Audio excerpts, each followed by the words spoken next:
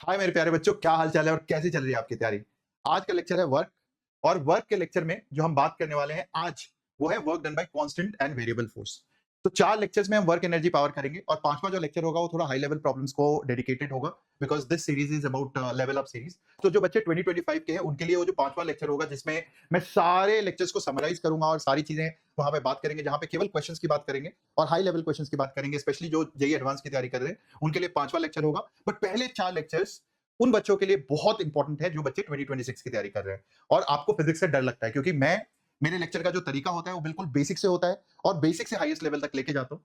तो जो बच्चे 2025 की तैयारी कर रहे हैं बच्चों, उनके लिए एक बहुत इंपॉर्टेंट मैसेज है कि कई बार हम स्ट्रैटेजिक ब्लंडर की वजह से स्पेशली हार्ड वर्क करते रह जाते हैं, मेहनत करते रह जाते हैं, बट हमारे रैंक्स या मार्क्स इंप्रूव नहीं करते हैं। उसके पीछे रीजन ये होता है कि हमारा स्ट्रैटेजिक ब्लंडर हो जाता है, हम बहुत सारी गलतियां कर देते हैं अपनी तैयारी में, जिसकी वजह से हमारे नंबर इंप्रूव नहीं होते। बट पिछले 20 सालों में मैंने हर साल कम से कम भी 100, 150, 200 बच्चे ऐसे देखे हैं जो मुझे आके सरप्राइज कर देते हैं, क्योंकि हम हर साल हर एक बच्चा जो वेदांतु से जुड़ा होता है पेड कोर्सेज में, चाहे वो ऑनलाइन है, ऑफलाइन है, स्मॉल क्रैश कोर्सेज है, मैं सबके मार्क्स एनालाइज करता हूं और उसके हिसाब से रैंक प्रेडिक्ट करता हूं कि इस बच्चे की इतनी इंप्रूवमेंट हो सकती है, और उसके हिसाब से टीचर को गाइडेंस भी गाइड भी करता हूं मैं कि किस पे कैसे मेहनत करनी चाहिए।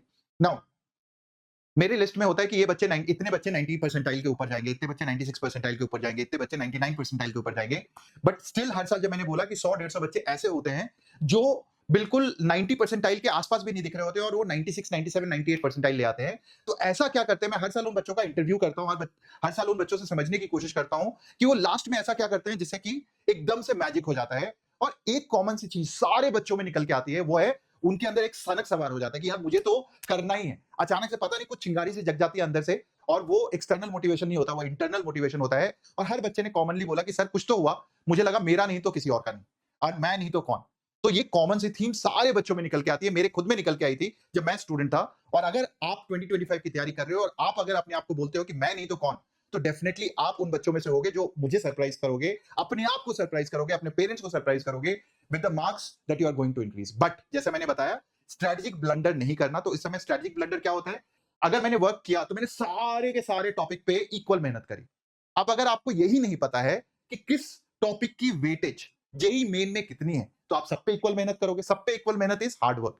जबकि अगर आपको पता चल गया कि किस टॉपिक पे मुझे फोकस करने से मेरे मार्क्स इंप्रूव कर सकते हैं, तो पहले उन टॉपिक को खत्म करते हैं, वो होता है स्मार्ट वर्क। चैप्टर्स की लिस्ट तो सबने बताई है, बट आपको जो काम करना है वो ये करना है कि अगर मैं वर्क एनर्जी की बात करता हूं, तो वर्क एनर्जी में जो सबसे ज्यादा वेटेज वाला टॉपिक होता है वो होता है ये। पहला वाला टॉपिक ही सबसे वेटेज वाला टॉपिक होता है, दूसरा पावर से रिलेटेड बहुत सारे सवाल आते हैं, तीसरा आता है जो इसमें मैंने इंक्लूड नहीं किया, एक अलग चैप्टर ही है, which is vertical circular motion. तो 2025 वाले बच्चों को अगर केवल ये दो टॉपिक पे फोकस कर लोगे ना, तो आपका इंप्रूवमेंट मैसिव हो जाएगा। तो आज का लेक्चर अगर 2025 वाले हो तो पक्का ही देखना, क्योंकि ये टॉपिक से सबसे ज्यादा क्वेश्चन आते हैं। तो will start first hour lecture with this topic, और आज हम इसी पे फोकस करेंगे। अगले लेक्चर में इस काइनेटिक एनर्जी की बात करेंगे, थर्ड लेक्चर में पावर की बात करेंगे, और चौथे में पोटेंशियल एनर्जी की बात करेंगे। तो लेट्स स्टार्ट आवर लेक्चर। सबसे पहले डेफिनेशन ऑफ वर्क। तो वर्क का डेफिनेशन फिजिक्स के अंदर, जैसा मैंने बताया कि वर्क जो है, नॉन फिजिक्स की दुनिया में तो आप बहुत बार सुनते होंगे कि यार मैं पढ़ा रहा हूं आपको, मैं काम कर रहा हूं, ठीक है, मैं गप्पे मार रहा हूं तो मैं काम कर रहा हूं, मैं पढ़ाई कर रहा हूं तो मैं काम कर रहा हूं। तो काम का जो मतलब है, जो हमें समझ में आता है, वो फिजिक्स में थोड़ा डिफरेंट हो जाता है। फिजिक्स बोलता है कि काम का जो मतलब है वो फिजिक्स से, फोर्स से रिलेटेड है। And work is defined as integration of F DS. DS is displacement, और बीच में एक डॉट प्रोडक्ट लगा देता है, क्योंकि दो वेक्टर क्वांटिटी है।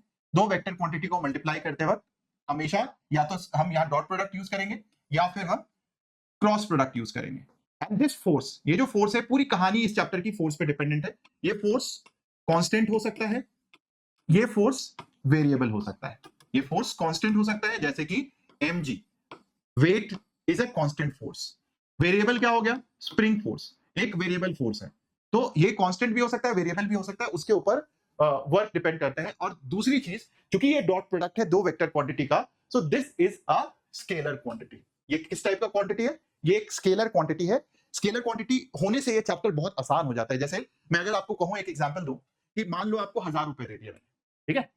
अब इन 1000 रुपए में आपने कुछ बुक्स खरीदे, मान लो 500 रुपए का, आजकल ऐसे कुछ होता नहीं है, बट लेट्स से आपने फूड पे 100 रुपए खर्च किया, और फिर आपने फ्रेंड्स के साथ कहीं घूमने चले गए, 200 रुपए खर्च कर दिया।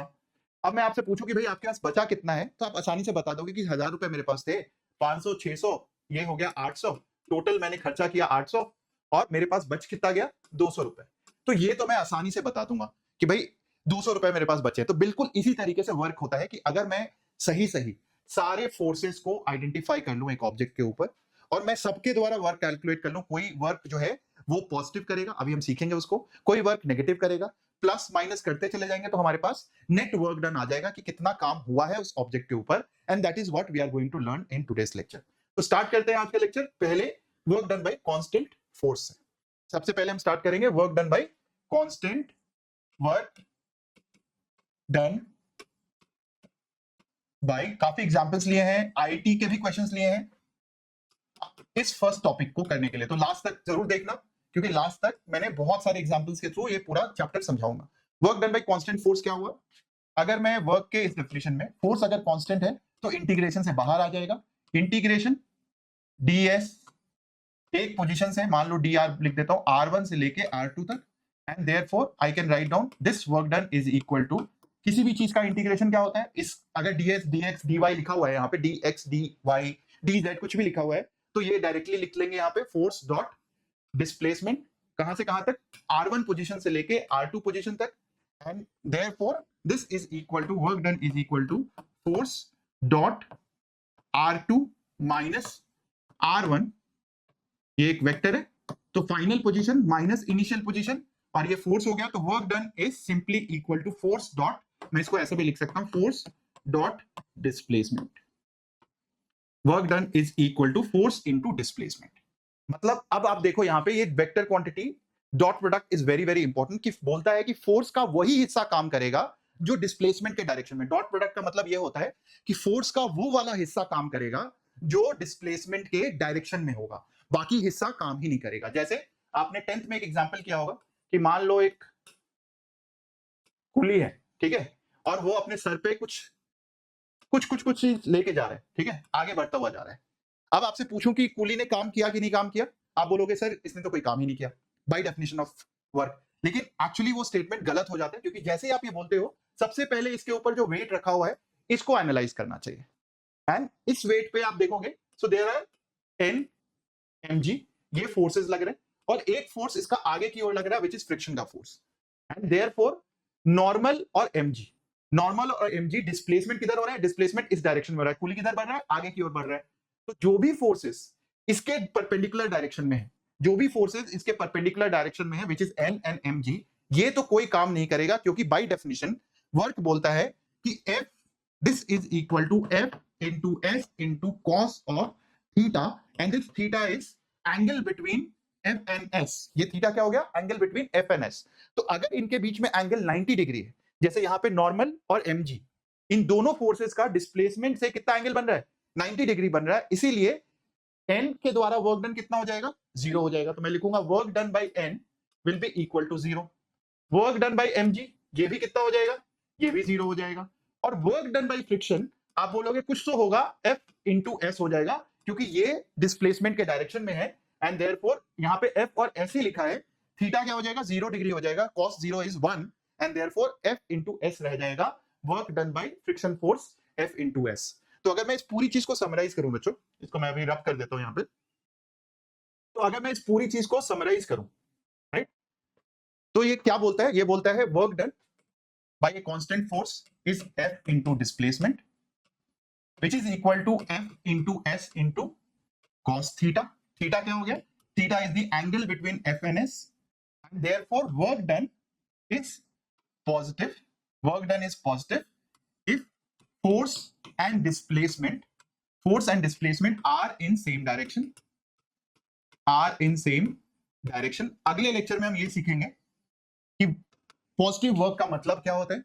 वर्क डन इज नेगेटिव अगर फोर्स एंड डिस्प्लेसमेंट, अभी हम सारे एग्जांपल्स के थ्रू भी देखेंगे, आर इन ऑपोजिट डायरेक्शन। और इस पे एक बढ़िया सा सवाल जेई मेन में आया हुआ है जो हम लास्ट में करेंगे। And work done is equal to 0 अगर force and displacement are perpendicular to each other, जैसे कूली वाले केस में हमने देखा कि जब भी फोर्स और डिस्प्लेसमेंट एक दूसरे के परपेंडिकुलर डायरेक्शन में होंगे तो वर्क डन कितना हो जाएगा, 0 हो जाएगा। And this is the summary of this entire chapter. ये चीज अगर समझ में आ जाती है तो आपको ऑलमोस्ट 60-70% ऑफ द चैप्टर समझ में आ जाता है बच्चों। तो ये बहुत ही इंपॉर्टेंट कॉन्सेप्ट है। इस पर जल्दी से एक न्यूमेरिकल देखते हैं, एक दो न्यूमेरिकल देखते हैं, और फिर हम वापस से वेरिएबल फोर्स की हम बात करने लग जाएंगे। ठीक है, पहला क्वेश्चन बोलता है कि एक 5 kg का मास है, raise vertically upwards by the help of a string. तो एक मास दिया हुआ है यहाँ पे 5 kg का, एक स्ट्रिंग की मदद से ऊपर की ओर खींच रहे हो, और इसका एक्सेलरेशन कितना दिया हुआ है, एक्सेलरेशन दिया हुआ है 2 मीटर पर सेकेंड स्क्वायर। तो फोर्स जो स्प्रिंग है वो टेंशन लगाएगा। The block rises by H दिया हुआ है कि ब्लॉक कुछ देर के बाद 2.5 मीटर जो है ऊपर चला जाता है। ठीक है, ये 2.5 मीटर ऊपर की ओर चला जाता है।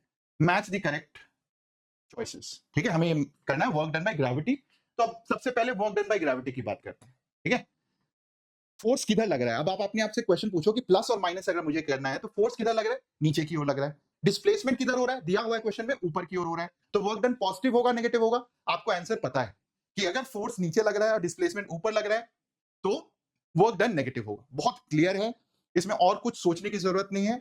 इफ फोर्स, हम एक एक करके लिख लेते हैं यहाँ पे, वर्क डन बाय mg।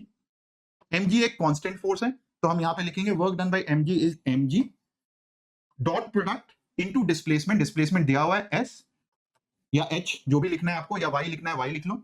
ये कितना हो जाएगा, mgh कॉस ऑफ, एंगल बताओ इन दोनों के बीच में, ये एक फोर्स है और ये एक डिस्प्लेसमेंट है, इन दोनों के बीच में एंगल कितना है, एंगल इज 180 डिग्री। क्योंकि आप देखो ये फोर्स mg का फोर्स नीचे की ओर लग रहा है इधर की ओर, और डिस्प्लेसमेंट किधर हो रहा है, ऊपर की ओर हो रहा है। इनके बीच में angle is 180 degree, and cos 180 degree is -1, and therefore it is equal to -m। m कितना दिया हुआ है, 5, g को हम 10 ले लेते हैं।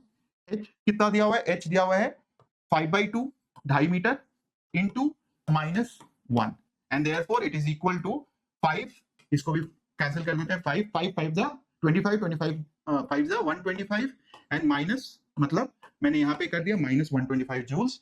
मतलब वर्क डन बाय ग्रेविटी तो मेरे पास ये आ गया -125 जूल्स। क्या बोला है, work done by tension. Work done by tension, tension ऊपर की ओर लग रहा है।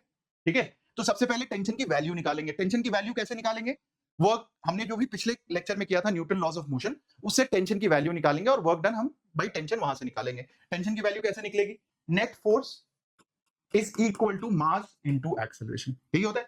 नेट फोर्स हम कैसे लिखेंगे, नेट फोर्स हम लिखेंगे, net force is equal to ऊपर वाले डायरेक्शन वाला फोर्स पॉजिटिव, क्योंकि एक्सेलरेशन ऊपर की ओर है, जिस डायरेक्शन में एक्सेलरेशन उस डायरेक्शन में फोर्स पॉजिटिव।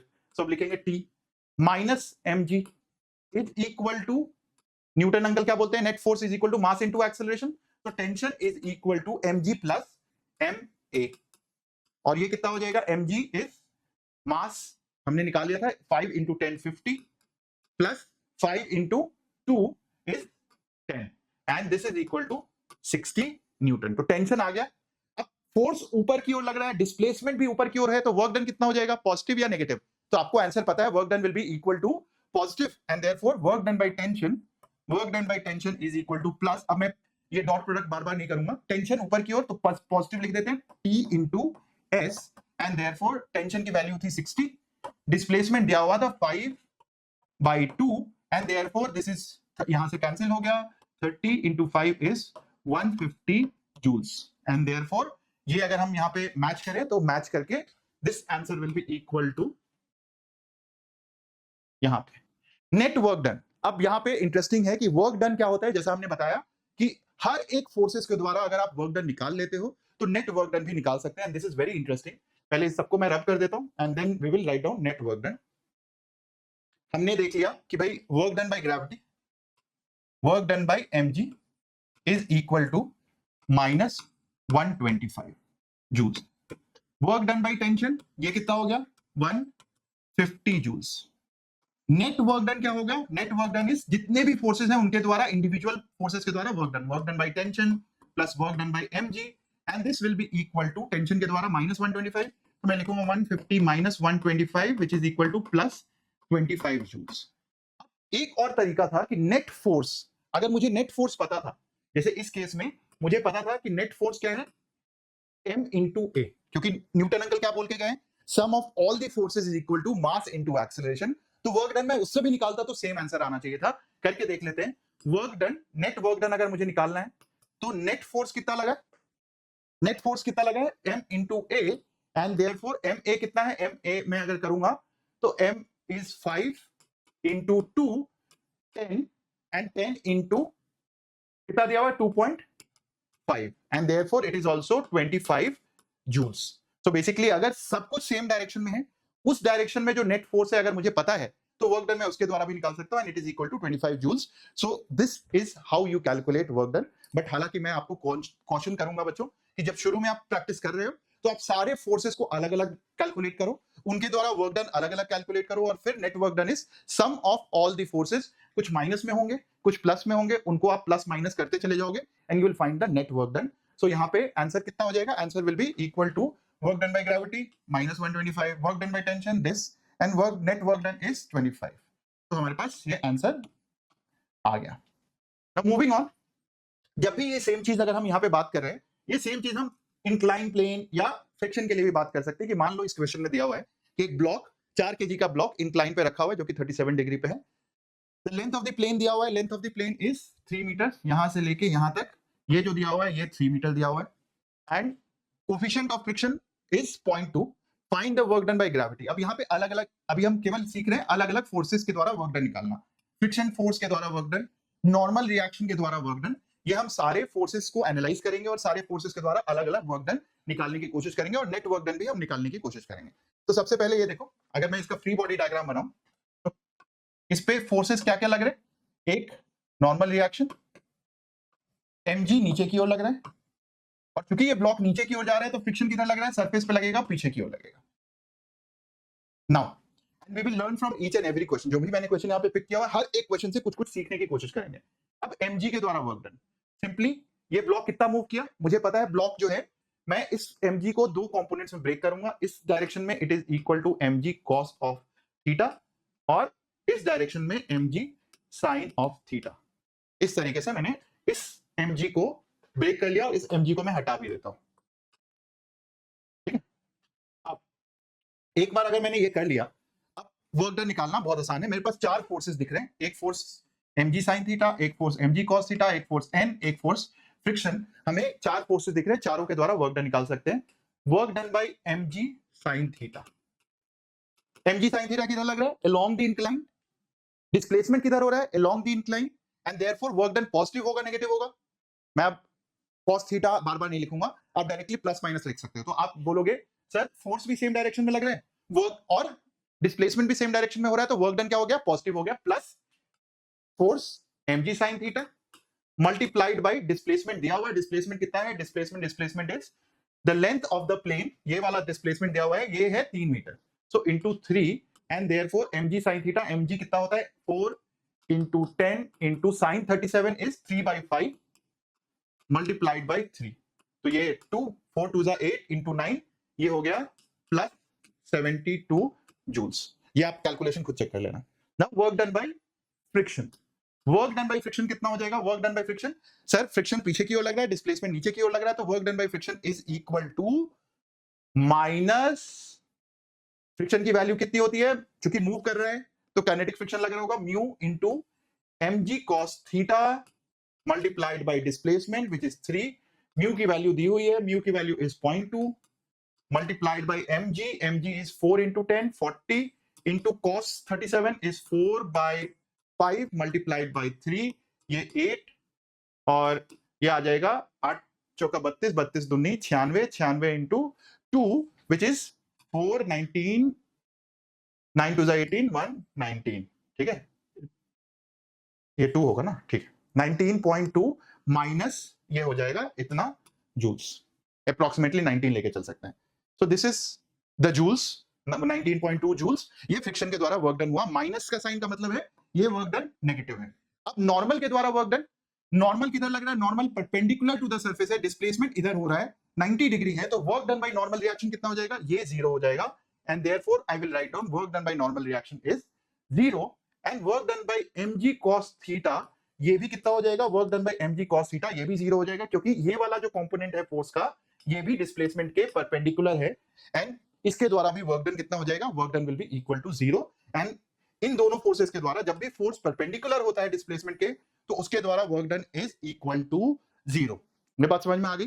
अब नेट वर्क डन क्या हो जाएगा? Net work done is work done by this force, work done by this force, work done by this force, work done by this force. और बार बार करते करते हम प्रैक्टिस करते करते वो फोर्सेस एलिमिनेट कर देंगे जो कि परपेंडिकुलर है डिस्प्लेसमेंट के, मुझे इसको लेने की जरूरत ही नहीं होगी। Net work done is equal to 72 minus 20 approximately बोलो मैं, तो टोटल अप्रोक्सीमेटली 50 के आसपास हो जाएगा। नहीं तो अगर आपको करना है तो आप एग्जैक्ट निकाल सकते हैं, 49.8 आ जाएगा। ठीक है, ओके परफेक्ट। तो यहां से आपने क्या सीखा कि इंक्लाइन के ऊपर भी अगर कोई चीज मूव कर रहा है, आप किसी भी ऑब्जेक्ट को कहीं पे भी रखो, वर्क डन आप निकाल सकते हो। वर्क डन पॉजिटिव तब होगा जब फोर्स डिस्प्लेसमेंट के डायरेक्शन में होगा, वर्क डन नेगेटिव होगा अगर फोर्स डिस्प्लेसमेंट के ऑपोजिट डायरेक्शन में होगा। एंड यहां से जो चीज सीखने वाली है वो ये है कि फोर्स अगर कोई एंगल बना रहा है, जैसे mg आपने देखा कि mg एक एंगल बना रहा था यहाँ पे, तो आपने इसको दो कंपोनेंट्स में ब्रेक कर लिया, एक कंपोनेंट जो उसके परपेंडिकुलर है डिस्प्लेसमेंट के और एक कंपोनेंट जो डिस्प्लेसमेंट के डायरेक्शन में है। एंड उसकी मदद से इसके द्वारा वर्क डन 0 और इस mg sin थीटा के द्वारा वर्क डन कुछ आ गया, तो आपने अलग अलग इन दोनों को निकाल लिया। ठीक है, चलो अब अगला क्वेश्चन देखते हैं, उससे कुछ सीखने को मिलता है क्या। अगला क्वेश्चन बोलता है कि भाई ball is tied to a string and swung in a vertical circle. तो एक स्ट्रिंग को, एक बॉल को एक स्ट्रिंग से बांधा एंड उस चीज को मैंने एक वर्टिकल सर्कल में मैंने घुमा दिया कुछ इस तरीके से। ठीक है, सर्कल में मत जाना, चेहरा थोड़ा बदसूरत सा हो गया बट ठीक है। एनीवेज, अब जब हमने एक सर्कल में घुमाया, अब क्या बोलता है यहाँ पे, ये बोलता है कि भाई टोटल वर्क डन निकालो bye tension in the string. अब ये भी एक इंपॉर्टेंट क्वेश्चन है, इस पे बहुत सारे सवाल आपके एग्जाम में आते हैं कि टेंशन के द्वारा वर्क डन क्या होता है। तो पहला दिया हुआ था कि जब भी एक सर्कल पूरा कंप्लीट सर्कल हो जाता है तो टेंशन के द्वारा वर्क डन क्या होता है। तो ये एक बहुत इंपॉर्टेंट पॉइंट है जो आपको नोट करना है अपने नोट कॉपी में, कि टेंशन के द्वारा वर्क डन हमेशा 0 होता है। टेंशन के द्वारा in a circular motion work done by tension in a circular motion is always equal to 0। अब ऐसा क्यों होता है? टेंशन किधर लगता है? किसी भी पॉइंट पे अगर मैं टेंशन देखूं, इस पॉइंट पे देखूं, मैं इस पॉइंट पे देखूं, टेंशन इस डायरेक्शन में है। Tension is always towards the centre of the circle. जब भी सर्कुलर मोशन हो रहा होता है, चाहे वर्टिकल सर्कल हो चाहे हॉरिजॉन्टल सर्कल हो। हॉरिजॉन्टल का मतलब है इस तरीके से, वर्टिकल का मतलब है इस तरीके से। ठीक है, जो आप सर्कस में देखते हो, जो इस ऊपर फेरी व्हील होता है वो वर्टिकल सर्कुलर मोशन होता है, और वहां पे ही एक हॉरिजॉन्टल सर्कुलर मोशन भी हो रहा होता है। तो हॉरिजॉन्टल सर्कुलर मोशन जब ग्रेविटी के साथ मूव कर रहा होता है, हर पॉइंट पे ग्रेविटी सेम होता है। वर्टिकल में हर पॉइंट पे ग्रेविटी डिफरेंट होता है, बट दोनों ही केस में टेंशन जो है वो सेंटर की ओर होता है ना। अब टेंशन सेंटर की ओर है, चलो मान गए। अब डिस्प्लेसमेंट किधर हो रहा है? डिस्प्लेसमेंट और टेंशन के बीच में एंगल क्या है? हर एक पॉइंट पे डिस्प्लेसमेंट जो हो रहा है वो टेंशन के परपेंडिकुलर डायरेक्शन में हो रहा है। Displacement is in the direction of velocity. और किसी भी पॉइंट पे आप देखो, इस पॉइंट पे भी अगर देखोगे तो पार्टिकल ऊपर की ओर जा रहा होता है और टेंशन किधर लग रहा है? सेंटर की ओर लग रहा है। तो टेंशन और डिस्प्लेसमेंट के बीच में हर पॉइंट पे वेलोसिटी जो वेक्टर है, both are perpendicular to each other and therefore it is 0। तो ये आपका असर्शन रीजन भी हो सकता है, T dot S is equal to 0 because tension is always perpendicular to displacement in case of a circular motion। ये important point है, आपको नोट करना है। तो कई बार टेंशन, कई बार नॉर्मल रिएक्शन, जब भी कोई भी फोर्स डिस्प्लेसमेंट के हमेशा परपेंडिकुलर होगा, वर्क डन उसके द्वारा क्या होगा बताओ? Work done will be equal to, चलो बढ़िया, ये तो आ गया। अब वर्क डन बाय mg, एक पूरा चक्कर काट के आ जाता है, तो mg के द्वारा वर्क डन क्या हो जाएगा? पूरा चक्कर काट के आ गया भाई, यहां से घूम के वापस यहां गया, तो डिस्प्लेसमेंट इसका क्या हो गया? mg नीचे लगता है। इस डायरेक्शन में डिस्प्लेसमेंट की अगर हम बात करें तो सर्कुलर मोशन में अगर मैं कोई भी चीज यहीं से घूम के यहीं पे आ गई, तो भाई वर्टिकल डिस्प्लेसमेंट कितना हो गया? पहले कुछ डिस्प्लेस हुआ, फिर वापस से उसका डिस्प्लेसमेंट 0 हो गया, and therefore into 0 and this will be equal to work done by mg in a complete circle during one complete circle. ये नोट कर लेना, वन कंप्लीट सर्कल ग्रेविटी के द्वारा वर्क डन कितना हो गया? 0 हो गया। अब बोलता है, दिस इज इंपॉर्टेंट, जो हम अगला टॉपिक करेंगे वर्टिकल सर्कुलर मोशन, उसमें बहुत इंपॉर्टेंट है सेकंड वाला part. Repeat part A for semicircular from lowest to highest point. तो पहले इसको मैं हटा देता हूं। From lowest to highest point की हम बात कर रहे हैं, सेमी सर्कुलर पाथ की बात कर रहे हैं। सेमी सर्कुलर पाथ कुछ इस तरीके से है, और यहाँ पे पार्टिकल जब लोएस्ट पॉइंट पे है इससे जब हाईएस्ट पॉइंट पे जाता है तो कुछ ऐसा होता है। दिस इज, मान लो ये आर है, ये रेडियस इज आर। अब डिस्प्लेसमेंट देखो, टेंशन के द्वारा वर्क डन तो हमेशा ही जीरो होगा, चाहे किसी भी टाइप का सर्कुलर मोशन है, क्योंकि टेंशन के द्वारा वर्क डन क्या होगा, टेंशन हमेशा परपेंडिकुलर है, डिस्प्लेसमेंट हमेशा, इसके tension and displacement are always perpendicular to each other. तो मैं ये तो क्लियर कर देता हूं कि work done by tension is equal to zero in any kind of circular motion, क्योंकि हर एक सर्कुलर मोशन में गोल गोल गोल गोल घूम रहा है, टेंशन और डिस्प्लेसमेंट दोनों ही परपेंडिकुलर है, और जब भी फोर्सेस डिस्प्लेसमेंट आपस में परपेंडिकुलर होंगे तो वर्क डन जीरो होगा। अब वर्क डन बाय mg, ये क्या है mg, पहले तो प्लस और माइनस बताओ। mg किधर लग रहा है, नीचे की ओर, किस पॉइंट से जा रहा है, नीचे वाले पॉइंट से ऊपर की ओर जा रहा है, तो डिस्प्लेसमेंट किधर हो रहा है, ऊपर की ओर, तो वर्क डन पॉजिटिव होगा नेगेटिव होगा, जल्दी से बताओ मुझे, वर्क डन पॉजिटिव होगा नेगेटिव होगा?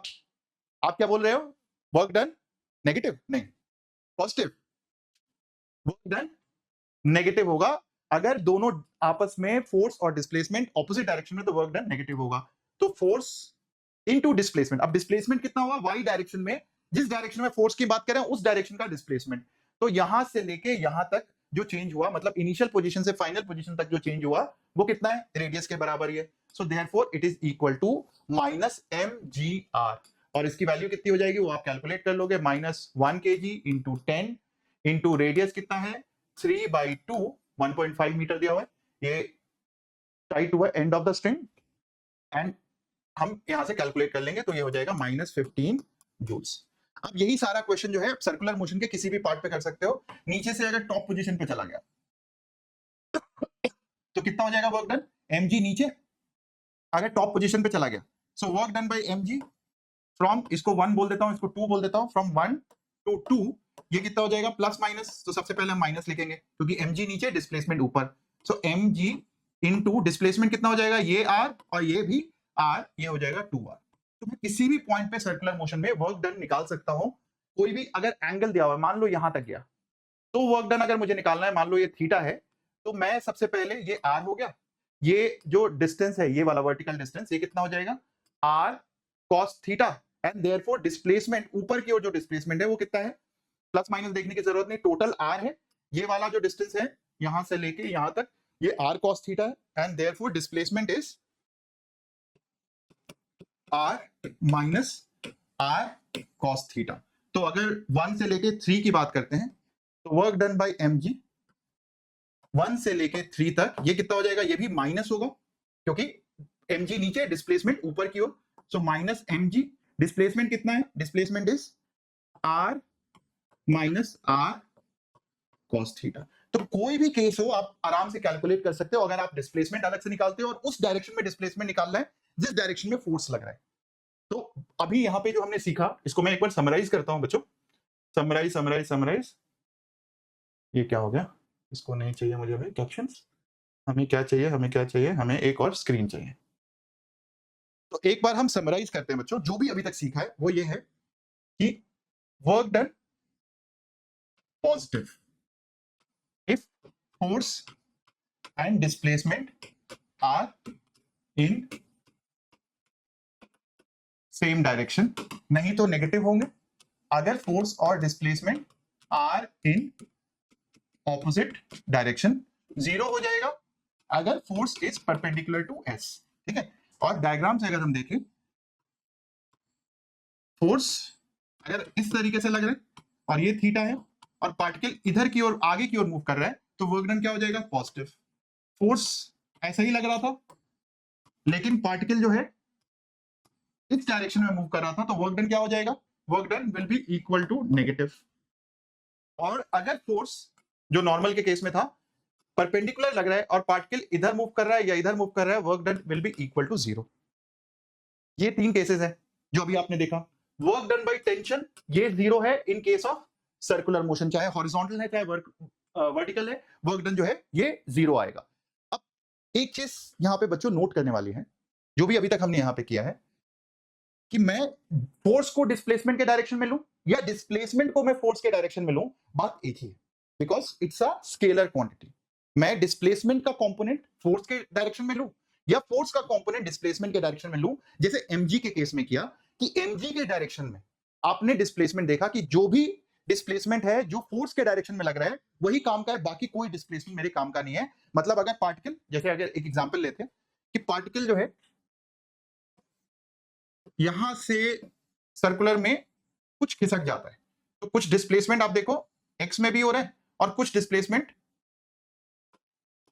वाई में भी हो रहा है। सो मैं ये बोल सकता हूं यहाँ वाई में भी डिस्प्लेसमेंट है, एक्स में भी डिस्प्लेसमेंट है, बट मैंने क्या लिया कंपोनेंट, केवल वाई वाला कंपोनेंट लिया, एक्स वाला कंपोनेंट नहीं लिया, क्योंकि एक्स वाला कंपोनेंट का कोई काम ही नहीं है। फोर्स किधर लग रहा है, फोर्स लग रहा है वाई डायरेक्शन में, फोर्स लग रहा है वाई डायरेक्शन में। तो मैं एक बार फोर्स लिखूं, फोर्स इज जे कैप, ऐसा कुछ लग रहा है, माइनस एम जी जे कैप। और डिस्प्लेसमेंट क्या हो रहा है, डिस्प्लेसमेंट हो रहा है एक्स आई कैप प्लस वाई जे कैप, और इनका डॉट प्रोडक्ट लेना है।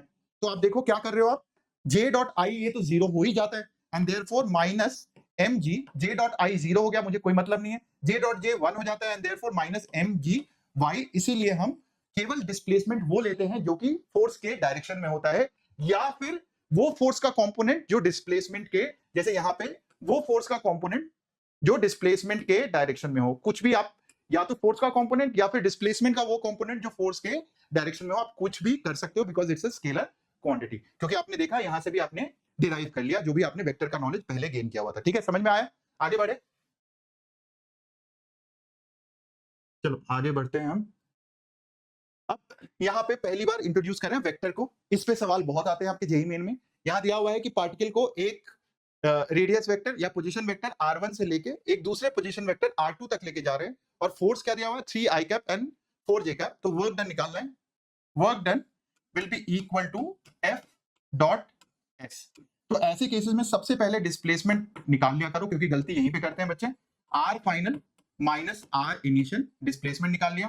तो कहां से कहां तक दिया हुआ है, particle is shifted in the trajectory from point 1, मतलब इनिशियल पॉइंट इज 1, ये r1 is initial, to a point 2, r2 is the final point. तो ये बहुत ज्यादा इंपॉर्टेंट है कि अगर आप R2 या R1 या इनिशियल या फाइनल इसमें गलती कर देते हो तो आपका आंसर नेगेटिव में आ जाएगा, और दोनों ऑप्शंस आपके ऑब्जेक्टिव क्वेश्चंस में होंगे, इसीलिए be careful. R final minus R initial, यहाँ R2 माइनस R2 क्या दिया हुआ है 2 i cap minus 3 j cap, और इसमें से माइनस क्या करना है, माइनस करना है i cap plus 2 j cap, i cap plus 2 j cap. तो 2i minus i is i cap, minus 3 minus 2 is minus 5 j cap. तो डिस्प्लेसमेंट वेक्टर आ गया मेरे पास।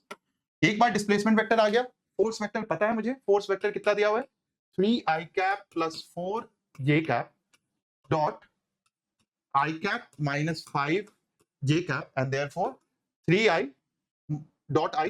तो i और i 1 हो जाता है और j 1 हो जाता है, तो 3 हो जाएगा ये, और यहां से माइनस 20 हो जाएगा, एंड देयरफॉर माइनस 17 जूल्स। तो हमेशा याद रखना वर्क डन स्केलर क्वांटिटी है, इसलिए डॉट प्रोडक्ट हमेशा एक स्केलर वैल्यू आएगा, केवल एक वैल्यू आएगा। प्लस और माइनस में, माइनस और प्लस का एक सिग्निफिकेंस होता है। अगले लेक्चर में जब हम काइनेटिक एनर्जी पढ़ेंगे तो मैं आपको बताऊंगा वर्क डन पॉजिटिव का मतलब क्या होता है, वर्क डन नेगेटिव का मतलब क्या होता है। ठीक है, समझ में आया? इसमें बहुत सवाल आते हैं आपके जेईई मेन के एग्जाम में। अब ये एक जेईई एडवांस में एक क्वेश्चन आया था जिसमें दिया हुआ था कि एक पार्टिकल है जो कि P से Q तक जा रहा है, P से Q तक जा रहा है through an elliptical path. Question क्या बोलता है, बोलता है कि force of 18 newton is applied which is parallel to the line PQ। मतलब ये जो लाइन PQ है इसके पैरेलल एक फोर्स लग रहा है। मतलब हमेशा कहीं पे भी आप इसकी बात करो, कॉलर की बात करो, फोर्स हमेशा इस लाइन के पैरेलल लग रहा है। So that is one thing which is given to you. अब आपसे पूछा है assume no friction losses kinetic energy of the block. इसको हम अगले लेक्चर में करेंगे काइनेटिक एनर्जी को, लेकिन इसको करने का जो तरीका है बच्चों वो बहुत ही सिंपल है, अभी तक जो भी सीखा है उसके बेसिस पे। हम सबसे पहले इस कॉलर की बात करें तो इस कॉलर के ऊपर लगने वाले सारे फोर्सेस को एनालाइज करते हैं। एक फोर्स क्या हो जाएगा, एम जी का फोर्स हो जाएगा। दूसरा दिया हुआ है एक फोर्स लग रहा है जो कि पाथ के हमेशा PQ पाथ के पैरेलल लग रहा है। और तीसरी चीज, हर वक्त इसके ऊपर एक नॉर्मल रिएक्शन लग रहा होगा जो कि सेंटर की ओर नॉर्मल रिएक्शन कुछ इस तरीके से लग रहा होगा, और वो हमेशा पाथ के परपेंडिकुलर होगा। तो तीन फोर्सेस लग रहे हैं F, N एंड mg। तो वर्क डन बाय N सबसे पहले ये निकालते हैं। ये क्या हो जाएगा, work done by normal reaction. जैसा मैंने आपके सर्कुलर मोशन में बोला था टेंशन की बात, वैसे ही नॉर्मल रिएक्शन के द्वारा यहाँ पे वर्क डन 0 होगा, क्योंकि नॉर्मल हमेशा पाथ के परपेंडिकुलर होगा। और जो भी पाथ है उसके रेडियस के डायरेक्शन में नॉर्मल लग रहा होगा, कहीं पे भी होगा नॉर्मल ऑलवेज रेडियस के डायरेक्शन में लग रहा होगा, तो normal will always be perpendicular to path. तो अगर यहाँ पे पाथ ये है तो नॉर्मल विल बी परपेंडिकुलर, यहाँ पे पाथ ये है तो नॉर्मल हमेशा पाथ के परपेंडिकुलर डायरेक्शन में लग रहा होगा, and therefore n dot s will always be equal to 0 because n will be perpendicular to s in all the cases. Now ये आपको समझ में आ गया, तीन ही फोर्स लग रहे हैं, इन्हीं के द्वारा वर्क डन होगा, and that is related to kinetic energy, जो अगले लेक्चर में हम पढ़ने वाले हैं। दूसरा, work done by mg, plus या माइनस आपको बताना है। अगर mg नीचे लग रहा है, डिस्प्लेसमेंट ऊपर हो रहा है, तो वर्क डन पॉजिटिव होगा नेगेटिव होगा? तो आप बहुत सिंपली बोलोगे सर वर्क डन तो नेगेटिव होगा, क्योंकि mg नीचे की ओर लग रहा है एंड डिस्प्लेसमेंट किधर हो रहा है, ऊपर की ओर हो रहा है। डिस्प्लेसमेंट कितना हो रहा है भाई, फोर्स के डायरेक्शन में, mg के डायरेक्शन में डिस्प्लेसमेंट कितना हो रहा है, 4 हो रहा है। सो आप लिख दोगे mg into 4, so minus m कितना दिया हुआ है, m 1, g कितना हो गया 10, और डिस्प्लेसमेंट कितना हो गया 4, तो this is equal to minus 40 joules. अब फोर्स के द्वारा वर्क डन कितना हो जाएगा, work done by force, force हमेशा इस डायरेक्शन में और डिस्प्लेसमेंट भी इसी डायरेक्शन में, भाई फोर्स के डायरेक्शन वाला डिस्प्लेसमेंट, या फिर आप इसका कंपोनेंट ले लो जो कि जरूरत नहीं है, फोर्स हमेशा इस डायरेक्शन के पैरेलल है, तो इस डायरेक्शन में लगने वाला जो डिस्प्लेसमेंट है वो कितना है, ये 4 है, ये 3 है, तो ये कितना हो जाएगा 5 मीटर। तो फोर्स और डिस्प्लेसमेंट दोनों सेम डायरेक्शन में है, क्योंकि ऊपर की ओर फोर्स लग रहा है, डिस्प्लेसमेंट भी ऊपर ही हो रहा है, तो फोर्स पहले तो ये प्लस होगा, फोर्स की वैल्यू कितनी है 18, डिस्प्लेसमेंट कितना है 5 मीटर फोर्स के डायरेक्शन में, तो ये आ जाएगा 90 joules, and therefore net work done अगर मैं पूछूं सारे फोर्सेस के द्वारा नेट वर्क डन इज कितना, तो आप इनको ऐड कर दोगे 0 माइनस 40 प्लस 90। तो आप देखो जब आपने एक बेसिक कॉन्सेप्ट सीखा है उसके बेसिस पे आप एडवांस जैसी प्रॉब्लम को भी चुटकी में सॉल्व कर सकते हो, क्योंकि एडवांस कोई बहुत तोप चीज नहीं होता, वो एग्जैक्टली बना हुआ आपके बेसिक कॉन्सेप्ट से ही है, जो भी अभी तक आपने सीखा है उसी के बेसिस पे आप सारे एडवांस के क्वेश्चन भी सॉल्व कर सकते हो। तो इसको हम अगले लेक्चर में सॉल्व करेंगे इसका आंसर, लेकिन आप निकाल सकते हो net work done is equal to, अगर मैं आपको ये बता दूं अगले लेक्चर का पोल खोल दूं, तो net work done is always equal to change in kinetic energy. So अगर आपसे पूछा है the kinetic energy of the block when it reaches Q, नीचे 0 था, ऊपर काइनेटिक एनर्जी जो भी होगा वही आएगा, तो आप आराम से निकाल सकते हो 90 minus 40 is equal to 50, and n into 10 joules निकालना था तो 5 इंटू 10 हो जाएगा 50, एंड देयरफॉर n की वैल्यू आ जाएगी। जेई एडवांस का सिंपल सा सवाल आप सॉल्व कर सकते थे, जेई एडवांस में भी ऐसे ही सवाल आते हैं, and it is not different from JEE main. तो ये समझ में आया कि बेसिक चीजें बिल्ड करते हुए आप आसानी से ये सारी चीजें सॉल्व कर सकते हो। अब यहां जाने से पहले will introduce one more thing कि work done by variable force. तो अगर कोई वेरिएबल फोर्स है, वेरिएबल फोर्स का मतलब ये हो गया work done by variable force is integration f dot dx, it is f dot dy, f dot dz या फिर f dot dr। तो जिस डायरेक्शन में फोर्स आपको पता है उस डायरेक्शन के द्वारा वर्क डन आप इस तरीके से निकाल सकते हो कि work done is equal to in all the direction fx into dx, fy into dy, fz into dz, fr into dr। जैसे अभी आपने देखा कि फोर्स एक पर्टिकुलर केस में, अभी पिछले वाले केस में it was parallel to a line, तो अगर उस लाइन का डिस्प्लेसमेंट पता है तो उस डायरेक्शन का फोर्स ले लोगे। तो वर्क डन इस तरीके से डिफाइन होता है, यहाँ पे इंटीग्रेशन से बाहर नहीं निकाल सकते क्योंकि ये वेरिएबल है, और जो भी वेरिएबल होगा आपको कैलकुलस यूज करना पड़ेगा to from some initial position. यहाँ पे इनिशियल पोजीशन होता है नीचे, और फाइनली इस जगह पे फाइनल पोजीशन होता है।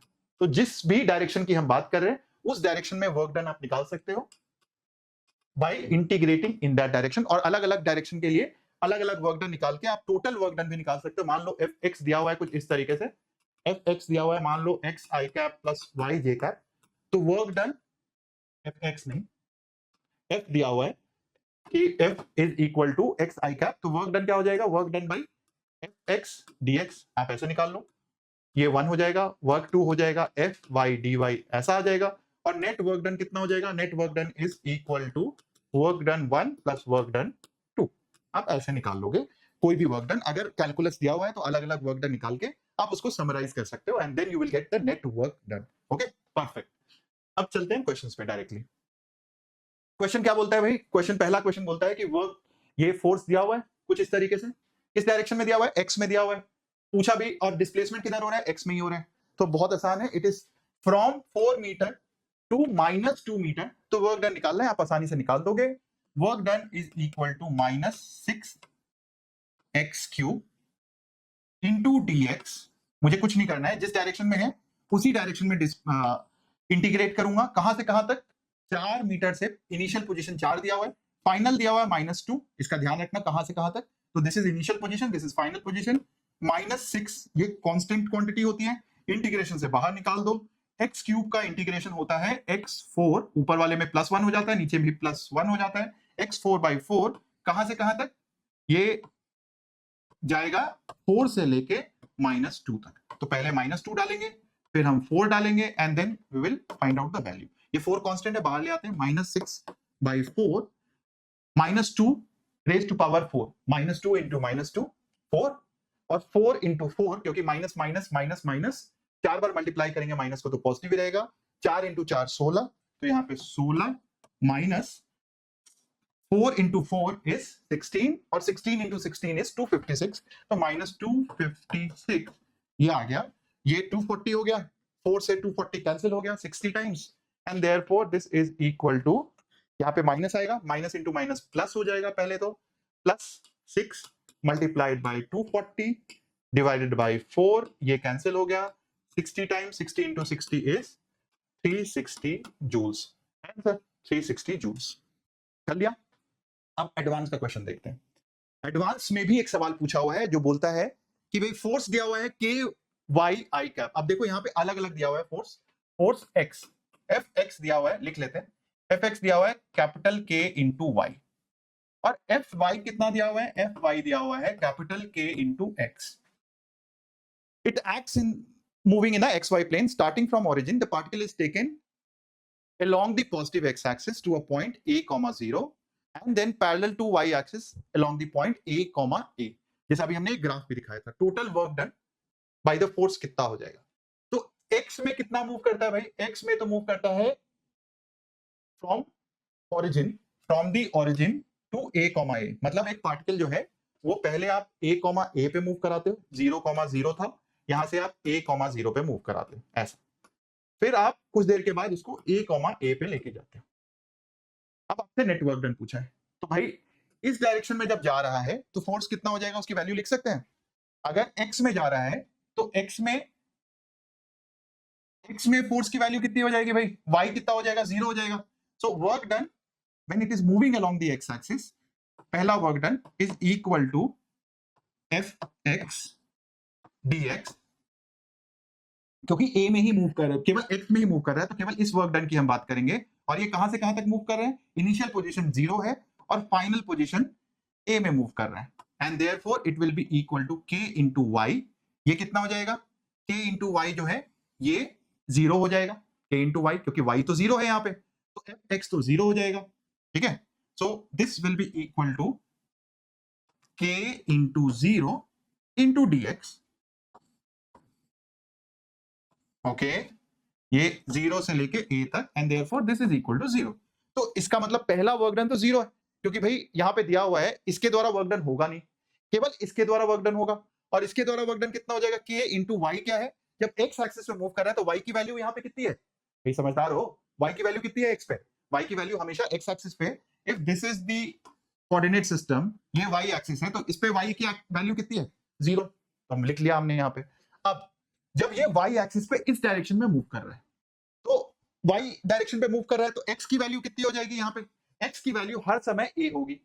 इस पे x की वैल्यू हमेशा क्या होगी? a होगी। तो मैं लिख दूंगा, केवल मुझे y की जरूरत है यहाँ पे, क्योंकि इस डायरेक्शन में x के द्वारा तो वर्क डन होगा नहीं, तो Fy की वैल्यू हो जाएगी k into x. k into x, x की वैल्यू कितनी है? x की वैल्यू है यहाँ पे a, so k into a हो जाएगा। तो ये कांस्टेंट फोर्स है, इस डायरेक्शन में जब मूव कर रहा है तो दिस फोर्स इज कांस्टेंट। और वर्क डन कितना हो जाएगा? Work done will be equal to, हम इसको अलग मेथड से भी कर सकते थे, बट अभी हम मैं आपको चूंकि कैलकुलस बता रहा हूं, उससे हम work done by Fy is equal to Ka, एक कांस्टेंट फोर्स है। डिस्प्लेसमेंट इस डायरेक्शन में कितना है? वो है a, y डायरेक्शन में डिस्प्लेसमेंट इज a, तो multiplied by a, and therefore it is equal to Ka², and therefore net work done is equal to पहला वर्क डन प्लस दिस वाला वर्क डन, और ये आ जाएगा Ka²। तो ये आपका नेट वर्क डन आ गया बच्चों। Now this concludes today's lecture, क्योंकि इसके बाद जितने भी सवाल लिए हैं वो जेई मेन के सवाल है। जेई मेन का सवाल आप आज के लेक्चर के बेसिस पे सारे जेई मेन के, स्पेशली वो सारे क्वेश्चन जो कि कांस्टेंट और वेरिएबल फोर्स से आए हैं, आप सारे क्वेश्चंस कर सकते हो। And for more practice I will share the PDF in the link below. आप उससे जितने भी क्वेश्चंस इसमें बचे हुए हैं आप सारे क्वेश्चंस प्रैक्टिस करो and try to increase your level, क्योंकि इसके बाद एक दो क्वेश्चन जो है जेई एडवांस के भी लिए हैं मैंने, जो कि जेई एडवांस के काम के लिए है। फॉर एग्जाम्पल ये तो आपके जेई मेन के सारे सवाल है ना, ये सारे जेई मेन के सवाल है and you will get in the PDF. सारे आप देखो एक्स एक्सिस पे डिपेंड कर रहा है तो कितना हो जाएगा। यहाँ पे भी सिंपल सा है, force is only dependent on x, difficult है ही नहीं। यहाँ पे केवल वाई पे डिपेंड कर रहा है, वाई पे मूव कर रहा है, so work done is integration in the Y direction. ये आपसे पूछा है पॉजिटिव नेगेटिव फोर्सेस क्या है वो आपको बताना है, तो ये सारे क्वेश्चंस आप आसानी से सॉल्व कर सकते हो बेस्ड ऑन टुडेस लेक्चर। यहाँ पे एक्स में दिया है, वाई में दिया है, this is the only question जिसमें एक्स और वाई दोनों दिया हुआ है, तो एक्स को अलग कर लो, वाई को अलग कर लो। Work done along the x axis, इसको कर लेते हैं एक बार। So work done along the x axis is equal to 4x dx, कहां से कहां तक, फ्रॉम x में 1 से लेके 2 तक जा रहे हैं, तो 1 से लेके 2 तक जा रहे हैं, तो 4 कांस्टेंट है बाहर आ गया, x का इंटीग्रेशन होता है x स्क्वायर बाई 2, और कहां से कहां तक, 1 से लेके 2 तक, तो 2 बाहर ले आएंगे क्योंकि कांस्टेंट है 4 बाई 2, x स्क्वायर में वैल्यू क्या डालेंगे, पहला 2 की वैल्यू, 2 स्क्वायर माइनस 1 का स्क्वायर, ये आ गया 2 मल्टीप्लाइड बाई 4 माइनस 1 इज 3, तो ये तो 6 हो गया। तो work done along the X is 6। Y में देखते हैं वर्क डन कितना होता है, work done along Y is equal to 3y square dy, कहां से कहां तक, 2 से लेके 3 तक, ये आपको ध्यान में रखना है, 2 से लेके 3 तक। 3 कांस्टेंट है बाहर ले आएंगे, इंटीग्रेशन ऑफ y स्क्वायर क्या हो जाएगा, y क्यूब बाई 3, और 3 कांस्टेंट है, ये 3 और ये 3 कैंसिल हो गया, कहां से कहां तक, 2 से लेके 3, तो 3 3 आर 9, 9 to 3 is 27, माइनस 2 2 जा 4, 4 into 2 is 8, एंड ये कितना हो जाएगा 19 प्लस 19, तो ये 19 ये 6, तो कितना हो जाएगा 19 plus 6। Total work done depend नहीं करता x में है y में है, ये लिखना गलत है, सो ये वर्क डन 1 लिखना चाहिए, ये वर्क डन 2 लिखना चाहिए, और net work done is equal to work done 1 plus work done 2, and this is 6 plus 19 which is equal to 25 joules. ये आंसर आ जाएगा, ठीक है बच्चों। तो ये टुडेस लेक्चर को कंक्लूड करता है। अगले लेक्चर में हम काइनेटिक एनर्जी की बात करेंगे, ऑल्सो वर्क को काइनेटिक एनर्जी से रिलेट करेंगे। Will talk about spring, also will talk about कि भाई एक पार्टिकल जो ऊपर से नीचे गिरता है तो gain in kinetic energy is loss in potential energy, ये सारी चीजें बात करने वाले। पोटेंशियल एनर्जी हालांकि अवॉइड करेंगे, will only talk about work and kinetic energy, ठीक है। पोटेंशियल एनर्जी के लिए अलग से डेडिकेटेड एक लेक्चर लिया हुआ है, लास्ट लेक्चर। चलो, ऑल द बेस्ट बच्चों, looking forward in my next lecture, please follow it if you are a student of 2026, क्योंकि आपके लिए सबसे ज्यादा फायदेमंद है। गोल्ड माइन है लेक्चर्स, बिल्कुल बेसिक से कर रहे हैं, धीरे धीरे कर रहे हैं, प्रैक्टिस के साथ कर रहे हैं, बहुत सारे सवाल कर रहे हैं, तो आपके लिए तो बिल्कुल ही बहुत ही बढ़िया लेक्चर्स हैं। आप इसको ढंग से फॉलो करो। नहीं समझ में आया तो कमेंट में डालो क्या नहीं समझ में आ रहा है, ताकि मैं उसको उसके हिसाब से लेक्चर को भी चेंज करूं, लेक्चर के पेस को इंक्रीज डिक्रीज आपके फीडबैक पे करूं। तो कमेंट बॉक्स में जरूर डालना कि आपको क्या पसंद आता है, क्या नहीं पसंद आता है, दोनों चीजें डालना, which will help and encourage me to do more such lectures. So all the best, looking forward, और सब्सक्राइब कर लो, give me hearts if you like the lecture. अगर यहाँ तक देख रहे हो तो पक्का ही अच्छा लग रहा होगा, and please share it with as many friends as possible. चलो, ओके, ऑल द बेस्ट।